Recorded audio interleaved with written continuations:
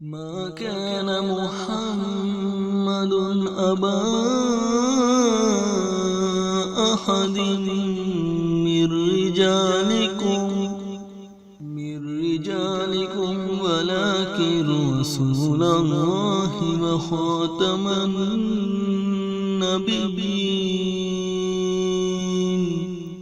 وكان الله بكل شيء عليما۔ تحفظ ختم نبوت، ناموس رسالت، رد قادیانیت، حالات حاضرہ اور دیگر اہم ملکی و بین الاقوامی موضوعات پر مبنی مستند اور معلوماتی پروگرامز دیکھنے کے لیے کے ٹی وی آفیشیل کے یوٹیوب چینل کو سبسکرائب کیجیے۔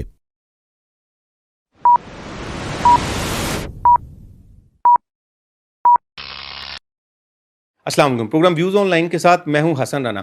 ناظرین، خوش نصیب ہیں وہ لوگ جن کو اللہ تعالیٰ نے ایمان کی دولت عطا فرمائی۔ آج ہمارے اسٹوڈیو میں ایسی شخصیت موجود ہیں، یہ ہمارے ساتھ ہماری بیٹی بیٹھی ہوئی ہیں جن کا تعلق پہلے قادیانیت سے تھا، جو کہ اپنے آپ کو جماعت احمدیہ بھی کہتے ہیں۔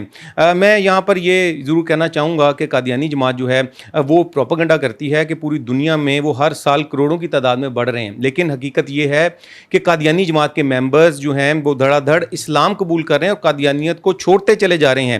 محض اللہ کے فضل سے کے ٹی وی کی کئی ایسی ویڈیوز ہیں جن کو دیکھ کر پوری دنیا سے قادیانیوں نے اسلام قبول کیا ہے۔ آج ہمارے ساتھ ہماری بیٹی جو ہے وہ تشریف فرما ہے یہاں کے ٹی وی کے اسٹوڈیو میں۔ ان سے جانیں گے کہ انہوں نے کب اسلام قبول کیا، کیوں اسلام قبول کیا، اور اسلام قبول کرنے کے بعد کیا ان کو کوئی دشواریوں کا سامنا آیا، کیا قادیانی جماعت اور اس کے ممبرز نے ان کے ساتھ زور زبردستی تو نہیں کی، ظلم تو نہیں کیا۔ جانتے ہیں ان کی سٹوری کیا ہے۔ بیٹا، سب سے پہلے تو آپ اپنا نام بتائیں اور آپ کا کس علاقے سے تعلق ہے؟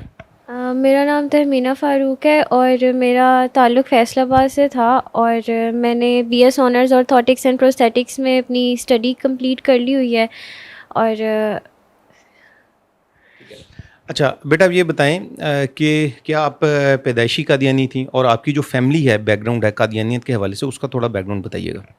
ہاں جی، میں پیدائشی قادیانی تھی۔ میرے پیرنٹس جو ہیں، والدین، وہ بھی پیدائشی قادیانی تھے، اور میرے والدین جو ہیں جس طرح مسلمانوں میں کٹر مسلمان ہوتے ہیں، اسی طرح قادیانیوں میں جو کٹر قادیانی ہوتے ہیں، میرے والدین بھی انہی میں سے ایک ہیں۔ اور میری والدہ کے پاس کافی عرصے تک ایک عہدہ بھی رہا ہے جماعت کا، سیکرٹری اصلاح و ارشاد کے طور پہ۔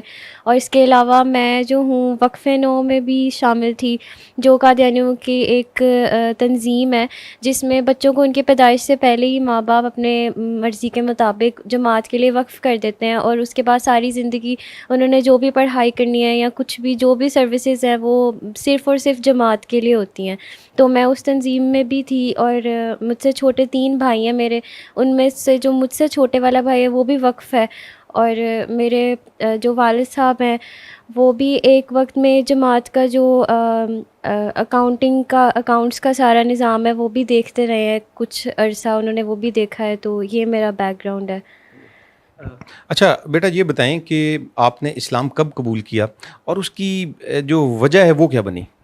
مجھے تقریباً الحمدللہ 2 سال ہو گئے ہیں اسلام قبول کیے، اور اس کی وجہ جو ہے وہ مین یہی بنی تھی کہ جو رویہ معاشرے میں قادیانیوں کے ساتھ رکھا جاتا ہے جب کسی کو پتہ چلتا ہے کہ وہ قادیانی ہے۔ اصل میں میری جو ساری دوستیں تھیں اسکول کالج لیول سے یونیورسٹی میں، تو وہ سب مسلمان تھیں، تو مجھے گھر سے ہمیشہ اسی چیز کی ترغیب دی جاتی تھی کہ آپ نے کسی کو بتانا نہیں ہے کہ آپ قادیانی ہو، اور اگر پتہ چل جائے تو پھر چھپانا نہیں ہے۔ وہ اپنے آپ کو بہت بہادر ظاہر کرنے کی کوشش کرتے تھے، تو میں ہمیشہ چھپاتی رہتی تھی، اور یہ چیز مجھے بہت تنگ کرتی تھی کہ ویسے دیکھا جائے تو کوئی ڈفرینس نہیں ہے، تو پھر مجھے کیوں چھپانے کو کہتے ہیں۔ تو پھر اگر کبھی کسی دوست کو یا کسی کو بھی پتہ چلتا تھا یا میں بتاتی تھی کہ میں قادیانی جماعت سے تعلق رکھتی ہوں، تو ان کا میرے ساتھ جو رویہ تھا وہ بہت زیادہ عجیب، اور ایسے جیسے نفرت ہو رہی ہو کسی کو کسی سے، اس طرح کا ہو جاتا تھا۔ تو اس چیز سے مجھے بہت تکلیف ہوتی تھی، اور یہی جو سٹارٹنگ وجہ ہے وہ یہی بنی تھی میرے اس بارے میں سوچنے کے لیے کہ کیوں ہے ایسے۔ اور ایک اور بات تھی کہ میں دیکھتی ہوتی تھی کہ مسلمانوں میں بھی بہت ساری جماعتیں ہیں، بہت سارے طبقے ہیں، لیکن وہ سب آپس میں جتنے مرضی اختلاف رکھتے ہو، لیکن جب قادیانیت کی بات آتی ہے تو وہ سب اکٹھے ہو جاتے ہیں، ایک طرف ہو جاتے ہیں، اور قادیانی جماعت ایک طرف ہوتی ہے۔ اور یہ صرف پاکستان میں نہیں، دنیا کے ہر ملک میں، ہر ہر جگہ ہر قوم پاکستان کو غلط کہتی ہے, چاہے قادیانیوں کو غلط کہتی ہے, چاہے وہ کرسچنز ہوں, چاہے وہ مسلمان ہوں, چاہے وہ کوئی بھی ہو, قادیانیوں کو غلط کہا جاتا ہے. تو یہ دو وجوہات تھیں. ایک تو رویہ جب پتہ چلتا تھا کہ قادیانی ہے, اور دوسرا یہ کہ سب اکٹھے ہو جاتے ہیں اور قادیانی ایک طرف ہو جاتے ہیں, تو ایسا کیوں ہے. اس کے بعد تجسس پیدا ہوا دل میں, اور پھر میں نے میری دوستوں سے, ایک دوست تھی اس سے ڈسکس کیا. اس نے مجھے بہت اچھے سے اس چیز کی دعوت دی اسلام کی, کہ اگر تم سیکھنا چاہتی ہو تو میں تمہیں گائیڈ کروں گی. اور اس نے, اور پھر اسی دوران یونیورسٹی کے دوران ہی میرا رابطہ ایک بہت اچھی آنٹی ہیں ان سے بھی ہوا, جو کہ اب موجودہ میری ساس بھی ہیں الحمدللہ. تو ان سے بھی میرا رابطہ ہوا فیس بک پہ. انہوں نے بھی مجھے اس بارے میں بہت اچھا گائیڈ کیا, اور اتفاق سے اللہ کا کرنا ایسا ہوا کہ اس دوران وہ قاری محمد رفیق صاحب جو کہ مجاہد ختم نبوت ہیں, ان کے انڈر ان کے مدرسے میں ختم نبوت کا کورس کر رہی تھیں. تو اس دوران میں نے جب ان سے یہ ڈسکس کیا, ایک دن میری ان سے ہیلو ہائی رہی کچھ عرصہ, لیکن پھر ایک دن میں نے ان سے اسی طرح ڈسکس کیا جب مجھے پتہ چلا کہ وہ مدرسے جاتی ہیں. تو میں نے انہیں بتایا کہ میں قادیانی ہوں. تو انہوں نے بغیر گھبرائے اور بغیر, جیسے میرے ذہن میں بیٹھا ہوا تھا کہ مسلمانوں کو جب پتہ چلتا ہے تو وہ بہت برا سلوک کرتے ہیں, انہوں نے ایسا کچھ بھی نہیں کیا. اتنا اچھا اخلاق کا مظاہرہ کیا, اور اس چیز سے میں انسپائر ہوئی. اور پھر انہوں نے مجھے آہستہ آہستہ ختم نبوت کے بارے میں بتایا, اور اسلام کے بارے میں بتایا, پراپرلی دعوت دی, لٹریچر دیا. تو اس چیز سے میرا یہ سفر شروع ہوا. اور ایک دن ایسے ہی کرتے کرتے اس دوران ہی, تعلیم کے دوران, میں اس بارے میں غور و فکر کرنی مزید شروع کی. تو اس دوران مجھے کچھ خوابیں بھی آئیں, خواب میں نے روشنیاں دیکھیں, اور اس طرح کی بہت سی اور خوابیں بھی آئیں. کہف کا لفظ میں نے کئی دفعہ اپنی خواب میں سنا, اس کا معنی بھی جب تعبیر پتہ کروائی تو وہ یہی ہوتی ہے کہ آپ کی زندگی میں بہت بڑی ایک تبدیلی آنی ہوتی ہے. اصحاب کہف کا اگر واقعہ پڑھیں. اور اس کے علاوہ اور بھی 2-3 خواب اس طرح کے تھے جن کا یہ کلیئرلی ایک سائن تھا اللہ تعالیٰ کی طرف سے کہ میں سیدھے راستے کی طرف جا رہی ہوں. تو اس طرح سے میرے سفر کا آغاز ہوا تھا. ماشاء اللہ بیٹا, بہت اچھے. اچھا مجھے یہ بتائیں کہ آپ نے اسلام قبول کیا, اسلام قبول کرنے کے بعد آپ کے گھر والوں کی جانب سے, فیملی کے افراد یا دیگر اور جماعت کی جانب سے کوئی مشکلات کھڑی کی گئیں یا آپ پہ کوئی ظلم کیا گیا؟ جی, جب میں ان آنٹی سے لٹریچر لیتی تھی اور وہ مجھے اس بارے میں بتاتی تھی, تو انہی دنوں میں ایک رات کو ایسی ان سے بات کرتے ہوئے اور وہ لٹریچر کچھ اپنے موبائل میں پڑھتے ہوئے میرے گھر والوں کو پتہ چل گیا تھا. تو اس کے بعد اس رات کو انہوں نے بہت زیادہ میرے اوپر ذہنی اور جسمانی دونوں تشدد بہت زیادہ کیا تھا. اور عارضی طور پہ اس وقتی طور پہ میری گھر سے نکلنا, تعلیم, ہر چیز بالکل بند کر دی تھی, اور جان سے مارنے تک کی دھمکیاں دی تھی. اور ایون یہ بھی بابا کہہ رہے تھے میرے کہ وہ کسی کے ساتھ بھی میرا فوری نکاح کر دیں گے. وہ اس قدر جو ہے یعنی زبردستی کسی کے ساتھ بھی نکاح کر دیں گے؟ بالکل کسی کے ساتھ بھی زبردستی نکاح کر دیں گے, صرف اس لیے کہ میں جماعت سے باہر نہ جا سکوں. اور مجھے سب کے بعد باقاعدہ کئی عہدیداران جو مرد حضرات اور خواتین, مربی اور بہت سے عہدیداران کے پاس بھی لے کے جایا گیا کہ اس کو سمجھائیں یہ اس طرح کر رہی ہے. حالانکہ ویسے اگر دیکھا جائے تو کہتے ہیں کہ دین کے معاملے میں کوئی جبر نہیں ہے, لیکن اس معاملے میں اتنا زیادہ جبر کیا گیا کہ کچھ بھی کر کے نکاح ہو جائے, گھر سے نہ جانے دیں, تالوں میں بند کر دیں, کچھ بھی کر کے بس اس کو جماعت سے نہیں باہر جانے دینا. تو بہت عرصے تک میں اس تشدد ذہنی جو بہت زیادہ تھا اور جسمانی بھی اس سے گزرتی رہی ہوں. پھر انہی حالات کی وجہ سے, کیونکہ میں پڑھ بھی رہی تھی, پڑھائی بھی میری جاری تھی, اور بہت زیادہ یہ تشدد بھی تھا جو کہ ایک نارمل انسان کے لیے برداشت کرنا بہت مشکل ہو جاتا ہے.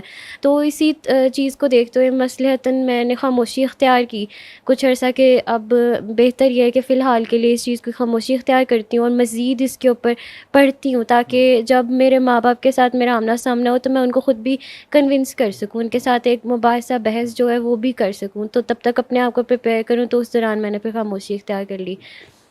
یعنی آپ نے اسلام تو قبول کر لیا ہوا تھا, لیکن آپ نے اپنے اسلام کو چھپایا تاکہ آپ کے ماں باپ مزید ظلم نہ کریں؟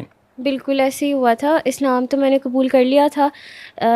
پہلے تو رمضان کے مہینے میں 2 سال پہلے مجھے جو میرے موجودہ سسر ہیں, وہ انہی آنٹی جنہوں نے مجھے سارا گائیڈ کرنا سٹارٹ کیا تھا, دعوت دی, پراپر بتایا, تعلیم دی, ان کے جو شوہر ہیں انہوں نے مجھے ویڈیو کال پہ ہی اسلام قبول کروا دیا تھا.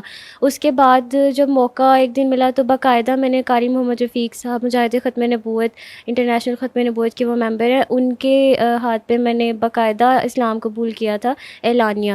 لیکن اس کے باوجود بھی مصلحتاً چھپا کے کافی عرصے تک میں نے رکھا, تقریباً 2 سال تک. اور اب میرے گھر والوں کو پتہ چلا ہے, کیونکہ اب میں نے نکاح بھی کر لیا, کیونکہ میرے لیے وہاں پہ رہنا بہت مشکل ہو گیا تھا, کیونکہ میرا والدین نے میرے قادیانیوں میں ہی رشتے بھی دیکھنے شروع کر دیے تھے.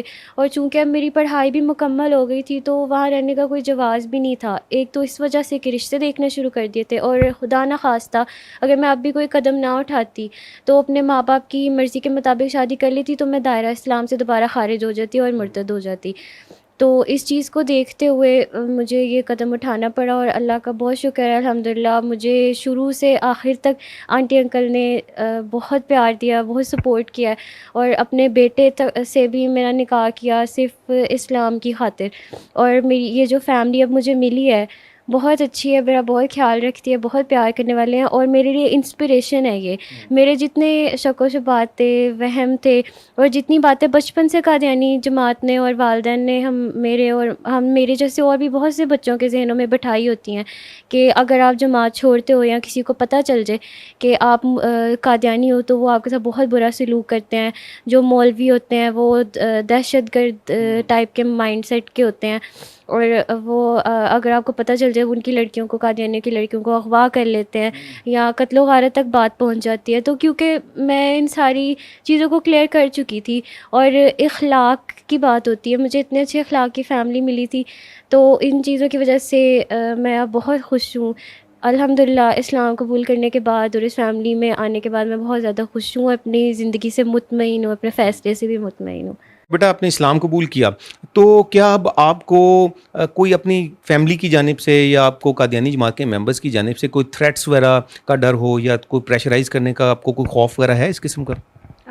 اب تو مجھے نہیں ہے کوئی ایسا خوف, کیونکہ میں اپنی ساری لیگل ریکوائرمنٹس بھی پوری کر چکی ہوں, ساری پیپر ورک بھی کمپلیٹ ہے میرا, اور میرے ساتھ اتنی سپورٹیو فیملی ہے, اور میرے ساتھ قاری رفیق صاحب اور مصعب رسول صاحب جو ایڈوکیٹ رہے ہیں میرے سارے معاملے میں, اور اس کے بہت ساری جو ختم نبوت کی جو جماعتیں ہیں وہ بھی میرے ساتھ ہیں. تو مجھے اب کسی قسم کا خوف نہیں ہے, اور میرا خود کا ایمان بھی اللہ کا شکر ہے الحمدللہ بہت مضبوط ہے.